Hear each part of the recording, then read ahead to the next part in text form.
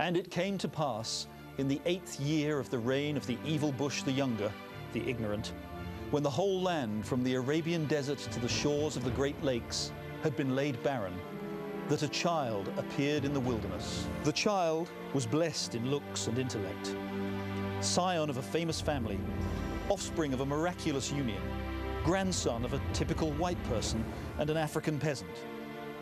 And yea, as he grew, the child walked in the path of righteousness, with only the occasional detour into the odd weed and a little blow. When he was 12 years old, they found him in the temple in the city of Chicago, arguing the finer points of community organization with the prophet Jeremiah and the elders. And the elders were astonished at what they heard and said among themselves, "Verily, who is this child, that he opens our hearts and minds to the audacity of hope?" In the great battles of Caucus and Primary, he smote the conniving Hillary, wife of the deposed King Bill the Priapic, and their barbarian hordes of working-class whites.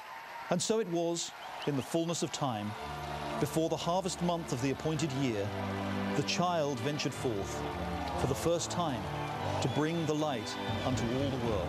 Thank you. He travelled fleet of foot and light of camel, with a small retinue that consisted only of his loyal disciples from the tribe of the Media. He ventured first to the land of the Hindu Kush, where the Taliban had harboured the viper of Al-Qaeda in their bosom, raining terror on all the world. And the child spake, and the tribes of NATO immediately loosed the caveats that had previously bound them. And in the great battle that ensued, the forces of the light were triumphant.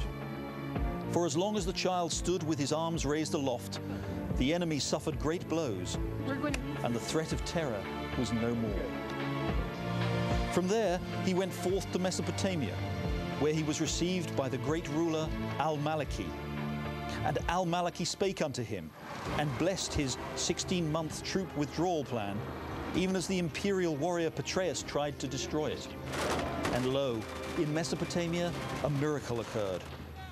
Even though the great surge of armor that the evil bush had ordered had been a terrible mistake, a waste of vital military resources, and doomed to end in disaster, the child's very presence suddenly brought forth a great victory for the forces of the light.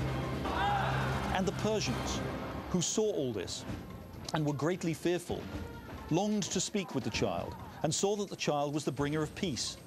At the mention of his name, they quickly laid aside their intrigues and beat their uranium swords into civil nuclear energy plowshares. From there, the child went up to the city of Jerusalem and entered through the gates seated on an ass.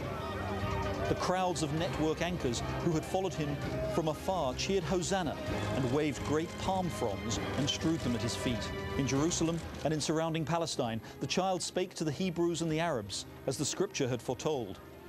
And in an instant, the lion lay down with the lamb.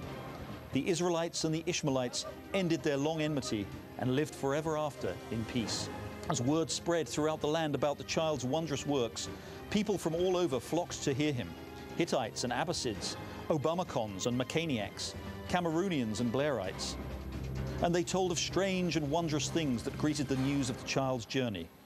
Around the world, global temperatures began to decline, and the ocean levels fell, and the great warming was over. The great prophet Al Gore of Nobel and Oscar, who many had believed was the anointed one himself, smiled and told his followers that the child was the one that generations had been waiting for. And there were other wonderful signs. In the city of the street at the wall, spreads on interbank interest rates dropped like manna from heaven. And rates on credit default swaps fell to the ground as dead birds from the almond tree. And the people who had lived in foreclosure were able to borrow again. Black gold gushed from the ground at prices well below $140 a barrel. In hospitals across the land, the sick were cured even though they were uninsured. And all this because the child had pronounced it. And this is the testimony of one who speaks the truth and bears witness to the truth so that you might believe. And he knows it is the truth, for he saw it all on CNN and the BBC and in the pages of the New York Times. Then the child ventured forth from Israel and Palestine and stepped onto the shores of the old continent.